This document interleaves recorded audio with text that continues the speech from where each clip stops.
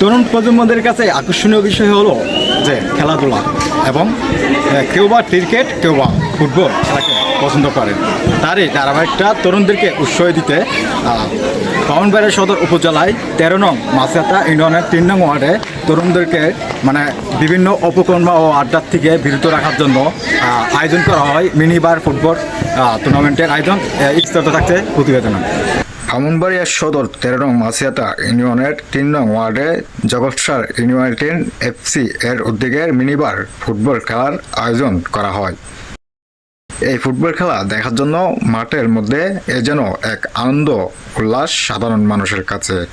জগৎসার আজকে এই সুন্দর টুর্নামেন্ট খেলার আমরা দেখতে আসছি, আমাদের খুব আনন্দ লাগতেছে। আর এই সুন্দর পরিবেশ, মনোরম পরিবেশে খেলারা আমরা দেখে আমরা খুব আনন্দ। আর ভবিষ্যতে সবসময় প্রত্যেক বছর এইভাবে আনন্দ উৎসব হয়, এই আমাদের উদ্দেশ্য। খেলা মানে আনন্দ, আর খেলা মানে তরুণ প্রজন্মদের কাছে এক আকর্ষণীয় বিষয়।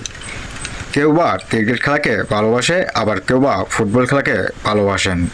আর তারই ধারাবাহিকটা ব্রাহ্মণবাড়িয়া সদর 13 নং মাছিয়াতা ইউনিয়নের 3 নং ওয়ার্ডে তরুণদের উৎসাহিত করতে করা হয় মাথায় হেড পায়ে বল, তার নাম ফুটবল খেলার আয়োজন। আর এই খেলায় অংশগ্রহণ করেন গ্রামের বিভিন্ন জায়গা থেকে এই ফুটবল টুর্নামেন্টে অংশ নেন। অবশেষে খেলাটির ফাইনাল সম্পন্নভাবে আজ শেষ হয়েছে।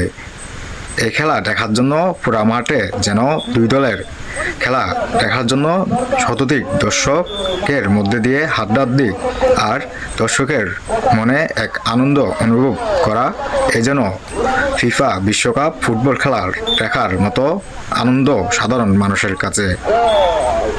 এ সময় প্রধান অতিথি হিসেবে উপস্থিত ছিলেন সাব্বির আহমেদ খান ও 3 নং ওয়ার্ডের বিএনপির সভাপতি কাশেম আলী সহ আরও অনেকে উপস্থিত ছিলেন।